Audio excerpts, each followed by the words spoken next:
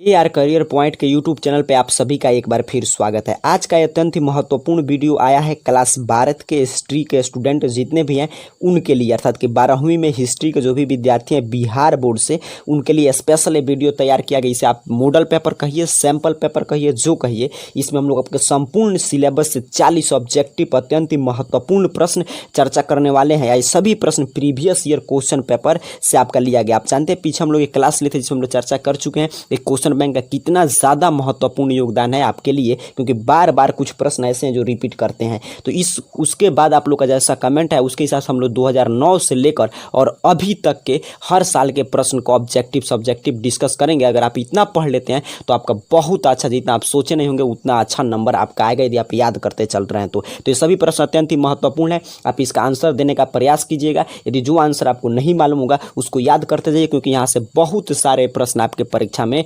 जरूर मिलेंगे, आपके प्रश्न पत्र में दिख जाएंगे। तो आइए शुरू करते हैं आज की इस बेहद इंपॉर्टेंट क्लास को। तो यहाँ पे देखिए हम लोग आज पहला ये क्लास है आपका हिस्ट्री का 2009 का प्रश्न पत्र शुरू कर रहे हैं यहाँ से लेकर और आज तक जो भी परीक्षाएं हुई है सब किसी का ऑब्जेक्टिव सब्जेक्टिव एक एक करके डिस्कस करेंगे। तो इस क्लास को लाइक कर दीजिए। अभी ये प्रश्न जो आज का लिया गया सब 2009 उच्चतर माध्यमिक आपके इंटर एग्जाम में पूछा गया प्रश्न है हिस्ट्री का। आप जानते हैं हिस्ट्री का पेपर 100 नंबर का होता है, इसमें प्रैक्टिकल नहीं रहता है और 3 घंटा 15 मिनट आपको समय मिलता है और उस समय 40 गो ही ऑब्जेक्टिव प्रश्न आता था, 40 ऑब्जेक्टिव प्रश्न। तो यहाँ पे देखिए 40 गुने एक नंबर का प्रश्न है। ध्यान से आंसर कमेंट कीजिएगा और इसको याद कर लीजिएगा जो आंसर नहीं मालूम होगा, क्योंकि प्रश्न हमेशा बहुत बार रिपीट करता है। यहाँ पे देखिए क्या कह रहा है, धम्म महापात्रों को किसने नियुक्त किया था। बिल्कुल आसान सा प्रश्न है, जैसे धम्म शब्द आए अशोक का नाम आना स्वाभाविक है, तो इसका सही आंसर होगा ऑप्शन स।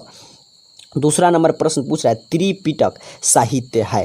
त्रिपिटक साहित्य जो है किस धर्म से संबंधित है आपसे पूछ रहा है। तो आप जानते हैं त्रिपिटक बौद्ध धर्म से संबंधित है, तो इसका सही आंसर क्या हो जाएगा ऑप्शन ब, अर्थात कि बौद्ध धर्म का ये साहित्य है।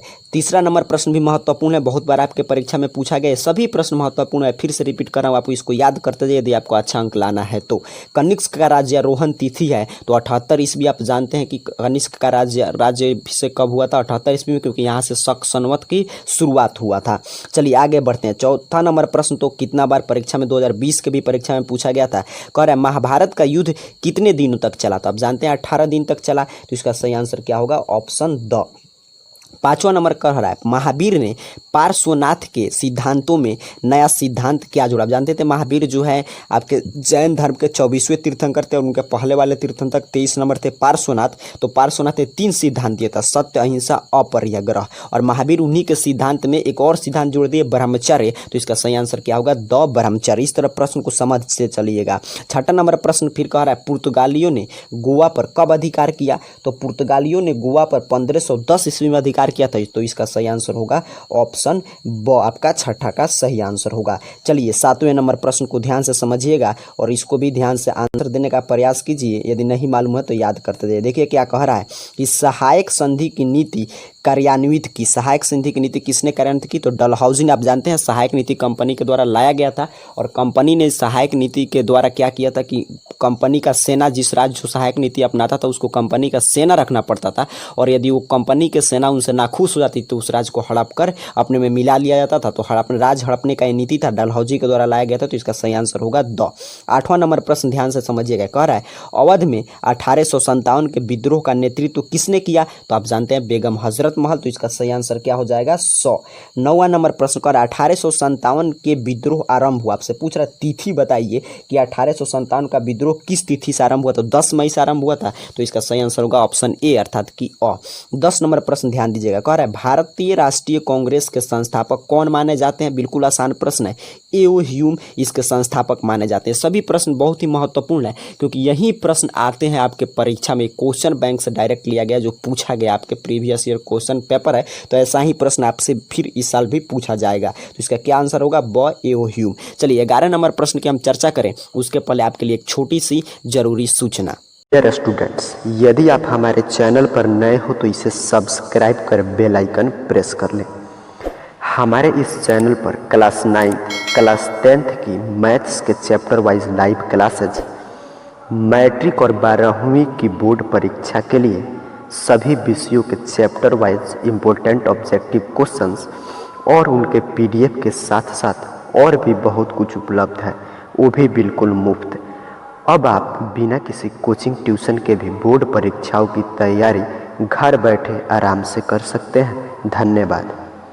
चलिए आगे बढ़ते हैं। क्लास को लाइक कीजिए, आप लोग जितना ही लाइक कीजिएगा, अगर आप लोग का लाइक कमेंट अच्छा आता है, चैनल पर नहीं हो तो सब्सक्राइब करते हैं, तो हम 2009 से अभी तक के सभी ऑब्जेक्टिव सब्जेक्टिव आज से ही आप लोग कंप्लीट करने का प्रयास करेंगे, तो लाइक जरूर कीजिए। चलिए आगे बढ़ते हैं। 11 नंबर प्रश्न कह रहा है विजयनगर साम्राज्य की स्थापना किसने की? जानते हैं हरिहर और बुक्का ने की थी, तो इसका सही आंसर क्या होगा? Option A. भले ही कृष्णदेव राय विजयनगर साम्राज्य में सबसे आप पढ़े होंगे अच्छे राजा थे, बट इसकी स्थापना हरिहर और बुक्का ने की थी, तो इसका सही आंसर क्या होगा? अ। चलिए 12 नंबर प्रश्न पे ध्यान दीजिएगा। कह रहा उत्तर भारत में भक्ति आंदोलन का आरंभ किस संत ने किया? उत्तर भारत की बात हो रहा है कि उत्तर भारत में आपका भक्ति आंदोलन का आरंभ जो है किस संत ने किया था? तो रामानंद ने, तो इसका सही आंसर क्या होगा? ऑप्शन स। 13 नंबर प्रश्न कह रहा है कैप्टन हॉकिंस किस मुगल शासक के दरबार में आया था? बड़ा महत्वपूर्ण प्रश्न है। तो कैप्टन हॉकिंस जो है अकबर के दरबार में आया था, तो इसका सही आंसर क्या होगा? ऑप्शन अ। 14 नंबर प्रश्न पे ध्यान दीजिएगा। कह रहा है निम्नलिखित में अकबर किस पर अधिकार नहीं कर सका? पूछ रहा है किस पर अधिकार जो है अकबर नहीं कर सका? तो मेवाड़ पर जो है आप जानते हैं वहाँ पे अधिकार अकबर नहीं कर सका, तो इसका सही आंसर क्या होगा? अ अर्थात कि ऑप्शन ए मेवाड़। चलिए 15 नंबर प्रश्न देखिए क्या कर रहा है। निम्नलिखित में कौन मुगल बादशाह आलमगीर के नाम से जाना जाता था? तो इसका सही आंसर होगा औरंगजेब, अर्थात कि ऑप्शन स। जो औरंगजेब था वो आलमगीर के नाम से जाना जाता था। 16 नंबर प्रश्न कह रहा है गेटवे ऑफ इंडिया का निर्माण कब हुआ था? तो गेटवे ऑफ इंडिया का निर्माण 1911 ईस्वी में हुआ था, तो इसका सही आंसर क्या हो जाएगा? ऑप्शन ब। 17 नंबर प्रश्न महत्वपूर्ण प्रश्न है। कह रहा है 1942 में कौन सा आंदोलन हुआ? आपसे पूछ रहा है, याद कीजिए 1942 में कौन आंदोलन हुआ था? तो भारत छोड़ो आंदोलन की शुरुआत हुआ था 1942 में, तो इसका सही आंसर क्या होगा? द। 18 नंबर प्रश्न देखिए। कह रहा है दिल्ली चलो का नारा बड़ा ही महत्वपूर्ण है, किसने दिया था? सब कोई जानता है, सुभाष चंद्र बोस, तो इसका सही आंसर क्या होगा? Option the. 19 नंबर प्रश्न कह रहा है भारतीय संविधान की प्रारूप समिति का अध्यक्ष, बड़ा ही महत्वपूर्ण प्रश्न है, ये आपके परीक्षा के साथ साथ हर परीक्षा में कॉम्पिटिटिव एग्जाम में बहुत बार रिपीट किया है प्रश्न। कह रहा है कि भारतीय संविधान में प्रारूप समिति का अध्यक्ष, आप जानते हैं संविधान सभा गठन किया गया था, तो वहाँ पे अलग अलग समिति बनाए गए थे, उसमें अध्यक्ष सबसे महत्वपूर्ण समिति जिसको संविधान का प्रारूप तैयार करना था वो प्रारूप समिति ही था, उसके अध्यक्ष थे जिनको हम संविधान के पितामह के रूप में जानते हैं BR अम्बेडकर, अर्थात कि ऑप्शन द। चलिए 20 नंबर प्रश्न पे ध्यान दीजिए। कह रहा है भारतीय संविधान के अनुसार संप्रभुता किसमें निहित है? तो संप्रभुता भारतीय संविधान के अनुसार संविधान में ही निहित है, ऑप्शन के अनुसार देखा जाए तो इसका सही आंसर क्या होगा? द। 21 नंबर प्रश्न कह रहा है राखल दास बनर्जी को मोहनजोदड़ो के अवशेष किस वर्ष मिले? आप जानते हैं मोहनजोदड़ो के खोज राखल दास बनर्जी ने किया, तो इनको इसका अवशेष जो है किस वर्ष मिला? तो इसका अवशेष इनको 1922 ईस्वी में मिला था, तो इसका सही आंसर क्या हो जाएगा? ऑप्शन स। 22 नंबर प्रश्न देखिए सिंधु घाटी सभ्यता अर्थात कि हड़प्पा सभ्यता से तो बहुत प्रश्न हर साल ऑब्जेक्टिव सब्जेक्टिव, आप इस साल भी जाइएगा परीक्षा हॉल में देखिएगा, हो सकता है 1 नंबर पे या ऑब्जेक्टिव में सब्जेक्टिव में आपको यही प्रश्न दिखाई देगा, हड़प्पा सभ्यता से कोई ना कोई प्रश्न, तो ये चैप्टर तो आपके लिए अत्यंत ही महत्वपूर्ण है। चलिए 22 नंबर प्रश्न देखते हैं। 22 नंबर प्रश्न कर रहा है सिंधु घाटी सभ्यता में विशाल स्नानागार जो है अवशेष कहाँ से प्राप्त हुए थे? ये प्रश्न पिछले साल भी पूछा गया था, तो इसका सही आंसर होगा मोहनजोदड़ो, अर्थात कि मोहनजोदड़ो से प्राप्त हुआ था, तो ब इसका सही आंसर है। 23 नंबर प्रश्न देखते हैं। 23 नंबर प्रश्न कह रहा है आपका कि 16 महाजनपदों में सबसे शक्तिशाली महाजनपद कौन था? तो आप जानते हैं 16 महाजनपदों में सबसे शक्तिशाली महाजनपद मगध था, तो इसका सही आंसर क्या होगा? अ मगध। 24 नंबर प्रश्न पे ध्यान दीजिए। कह रहा है अर्थशास्त्र और इंडिका से किस राजवंश के विषय में जानकारी मिलती है? तो इसका सही आंसर क्या हो जाएगा? 24 का ब, अर्थात कि कुषाण वंश के बारे में जानकारी मिलती है अर्थशास्त्र और इंडिका से। चलिए आगे बढ़ते हैं। 25 नंबर प्रश्न। 25 नंबर प्रश्न कर रहा है किस शिलालेख में अशोक ने कलिंग विजय का उल्लेख किया है? तो 13वें शिलालेख में उल्लेख किया है, तो इसका सही आंसर क्या हो जाएगा? द 13वां शिलालेख। 26 नंबर प्रश्न कह रहा है आईने अकबरी कितने भागों में विभक्त था? तो आईने अकबरी 5 भागों में विभक्त था, तो इसका सही आंसर होगा द 5 भाग। ये सब प्रश्न महत्वपूर्ण है, इसको याद करते चलिए, यही प्रश्न आपके परीक्षा में आएंगे। 27 नंबर प्रश्न पे ध्यान दीजिए। क्या कह रहा है औरंगजेब ने अपने जीवन का अंतिम भाग बिताया? औरंगजेब अपने जीवन का अंतिम भाग कहाँ बिताया, यही पूछ रहा है, तो दक्षिण भारत में बिताया था, तो इसका सही आंसर क्या होगा? द। 28 नंबर प्रश्न देखते हैं। कह रहा है स्थापत्य कला का सबसे अधिक विकास किसके समय में हुआ था। पूछ रहा कि जो ऑप्शन दिया गया है इसमें से आप देखकर बताइए कि स्थापत्य कला का सबसे अधिक विकास कहाँ हुआ था। तो शाहजहां के समय सबसे ज़्यादा विकास हुआ था। आप जानते हैं शाहजहां ने बहुत सारे प्राचीन स्मारकों का निर्माण करवाया जो आज भी लाजमी है, उनका आज भी बहुत ज़्यादा महत्व है। तो इसका सही आंसर क्या होगा, ऑप्शन स शाहजहां। 29 नंबर प्रश्न कर रहा है शेख मुइनुद्दीन चिश्ती का दरगाह बड़ा ही प्रसिद्ध है, ये कहाँ पे स्थित है। तो अजमेर में है शेख मुइनुद्दीन चिश्ती का दरगाह। तो इसका सही आंसर क्या हो जाएगा, ऑप्शन द। 30 नंबर प्रश्न का लिखा है इंग्लिश ईस्ट इंडिया कंपनी की स्थापना कब हुई थी। आपसे पूछ रहा है इंग्लिश ईस्ट इंडिया कंपनी की स्थापना जो है कब हुई थी। तो 1600 ईस्वी में हुआ था इंग्लैंड में। तो इसका सही आंसर क्या हो जाएगा, 1600 ईस्वी। 31 नंबर प्रश्न देखिए, कह रहा है किस भारतीय शासक को नेपोलियन की संज्ञा दी जाती है। ये तो प्रश्न अत्यंत ही महत्वपूर्ण है। आप जानते हैं समुद्रगुप्त को नेपोलियन की संज्ञा दी जाती है। तो इसका सही आंसर क्या हो जाएगा, 100। 32 नंबर प्रश्न है एलोरा के कैलाश मंदिर का निर्माण किस राजवंश ने किया। एलोरा का कैलाश मंदिर, ये भी प्रश्न बहुत बार रिपीट किया है। आप क्वेश्चन बैंक में ध्यान से देखिएगा, आपके पास प्रीवियस ईयर क्वेश्चन पेपर होगा। तो ये राष्ट्रकूट राजवंश ने किया था। तो इसका सही आंसर क्या हो जाएगा, 2।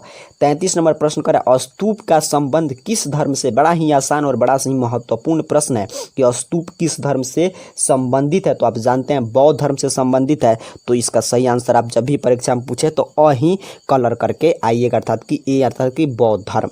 अब कह रहा है 34 अलबरूनी किसके साथ भारत आया था। ये भी आपके लिए, तो सब आपके हिस्ट्री के सबसे वीवीआई प्रश्न जिसको हम लोग बोलते हैं उसमें ये सभी आता है। ये लोग हम लोग अपने ऑफलाइन क्लास जो भी स्टूडेंट को हर साल ये प्रश्न जरूर हम लोग लिखाते हैं। कर अलबरूनी किसके साथ भारत आया था। तो 34 नंबर का सही आंसर होगा ऑप्शन ब, अर्थात कि मोहम्मद गजनवी के साथ भारत आया था। चलिए 35 नंबर प्रश्न देखते हैं। कह इबन बतूता किस देश का निवासी था। तो आप जानते हैं इबन बतूता जो है मोरक्को का निवासी था। तो सही आंसर हो जाएगा ऑप्शन स। 36 नंबर प्रश्न है मुस्लिम लीग की स्थापना किस वर्ष हुई थी। तो मुस्लिम लीग की स्थापना जो है आपका 1906 में हुआ था। तो इसका सही आंसर क्या हो जाएगा, ऑप्शन ब। 37 नंबर प्रश्न कर रहा है जालियांवाला बाग हत्याकांड बड़ा ही प्रसिद्ध है, पूछ रहा है किस वर्ष हुआ था। तो आप जानते हैं 1919 को हुआ था, 13 अप्रैल। तो इसका सही आंसर क्या हो गया, ऑप्शन ए, अर्थात कि 1919। 38 नंबर प्रश्न कर रहा है दांडी, आप जानते हैं गांधी जी ने दांडी यात्रा शुरू किया था नमक कानून को भंग करने के लिए। तो दांडी किस राज्य में है, ये आपसे प्रश्न पूछा है। तो आप जानते हैं दांडी गुजरात राज्य में है। तो सही आंसर क्या होगा, ऑप्शन स। 39 नंबर प्रश्न है पूना समझौता किस वर्ष हुआ था। तो पूना समझौता जो है आपका 1932 में हुआ था। तो इसका सही आंसर क्या होगा, ऑप्शन अ। 40 नंबर प्रश्न है निम्नलिखित में से किसका प्रकाशन अबुल कलाम आज़ाद ने किया। अत्यंत ही महत्वपूर्ण प्रश्न पूछा अंतिम में। तो यंग इंडिया का संस्थापक, तो इसका यंग इंडिया का प्रकाशन जो अबुल कलाम किए। तो इसका सही आंसर क्या हो जाएगा, ऑप्शन स, 40 का सही आंसर होगा। इस तरह आज हम लोग 40 प्रश्न डिस्कस किए। सभी प्रश्न मैं फिर से रिपीट कर रहा हूँ, आपके लिए अत्यंत ही महत्वपूर्ण है। तो आप जो है इस क्लास को लाइक कर दीजिएगा और इस प्रश्न को बार बार देखकर याद कर लीजिएगा। साथ ही साथ आप अपना व्यू जरूर प्रकट कीजिएगा कि आप चाहते हैं कि हम लोग 2009 से शुरू करके अभी तक जो भी प्रश्न पूछा गया आपके परीक्षा में उसका डिस्कशन करो, ऑब्जेक्टिव सब्जेक्टिव। तो नीचे कमेंट बॉक्स में बताइएगा। जैसा आपका कमेंट आएगा वैसे क्लासेस लेकर हम लोग फिर मिलेंगे। तब तक के लिए आप सभी को बहुत बहुत धन्यवाद।